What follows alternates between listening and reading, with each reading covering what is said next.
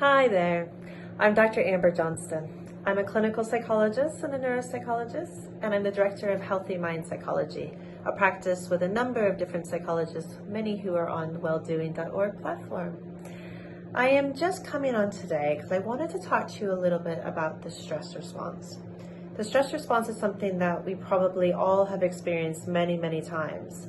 It's evolutionary. It's the way with which the body and the brain are working together to keep us safe. Now, over the history of humanity, the stress response has been made for the purpose of creating a way of us responding to physical dangers. So it does things to get the body into a state where it's ready to fight or to flee. And that means having a big rush of adrenaline or having a cortisol, which is energy, pumping through our system to get the sympathetic nervous system ready for action. That sympathetic nervous system includes having blood getting to our heart and to our lungs. You start getting that increased heartbeat. You might start breathing more shallowly. The blood will leave things like the digestive tract or in our extremities, and it'll come to our major muscle groups, such as our arms, our legs, definitely in this area to keep all of this functioning well, while we either have to fight off the bear or run for it really quickly. With this, it means that we have been able to adapt a way that we can ensure our survival. But it's not just about when we have physical danger around us. There's a lot of reasons why having thoughts can increase that whole sympathetic nervous system activity in exactly the same way. It is a benefit of our big old frontal lobes up here to be able to think about things that have happened previously to us or things that might happen to us in the future, to get a feel that actually those are things that require our action as well. Let's talk about why. Okay, so let's take a moment to think about why would it be of value for a thought to create a whole reaction across our physical system. Again, evolutionarily speaking, it wasn't just physical danger that would ensure our survival or not survival, but it was also whether or not we were part of a tribe.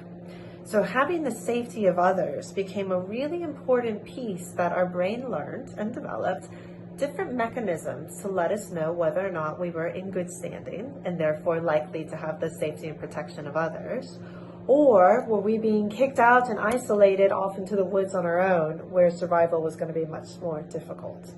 So in this way, our brain has been very clever and has developed ways with which we can have pain, physical pain, emotional pain that develops as signals that something isn't right in our connections with relationships with other people around us.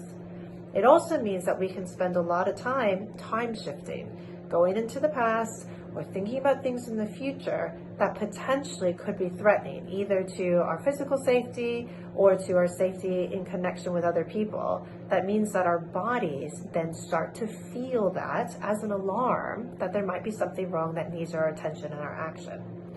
It helps explain why thinking about things like whether or not you got enough likes on Facebook, or whether or not interaction that happened at work is going to cause a problem later on, can start making us feel really unwell. It can make the blood leave the digestion tract, which can sometimes be really uncomfortable or painful.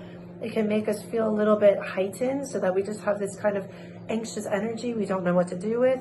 It can create a lot of distress within our heart or within our breathing, or even migraine or tension all along this neck and shoulder area, or the jaw. These are all really common experiences of people having stress in their mind, which is creating a physiological effect.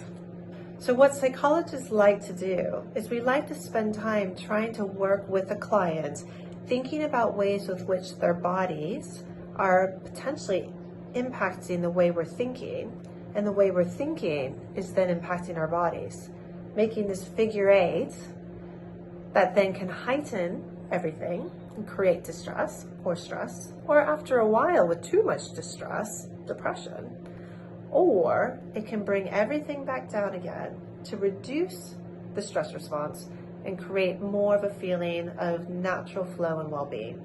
So this is what we're trying to do. We're thinking of topics and ways with which we can talk about helping the body relax down, noticing when it's heightened, noticing when our thoughts are increasing the heightenedness of our body and putting wedges in both our body system, the sympathetic nervous system, or in wedges in our minds. So between those two things, there's many tools and techniques, lots that you probably have heard of, including mindfulness meditation, CBT, acceptance commitment therapy, schema work, lots of different types, including internal family systems, EMDR. I can keep going on, but that's why we use all of these tools, is trying to create these wedges in these two systems that hopefully reduce everything down. Because otherwise, if it's chronically unchecked and you have a lot of chronic cortisol coming through your system, it can lead to a lot of problems, not just with mental health, but also physical health too.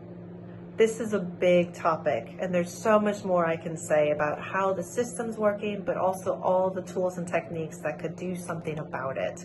So if you have any questions or thoughts, or if you just want to reach out and find out more, please feel free to do so. We are here to help.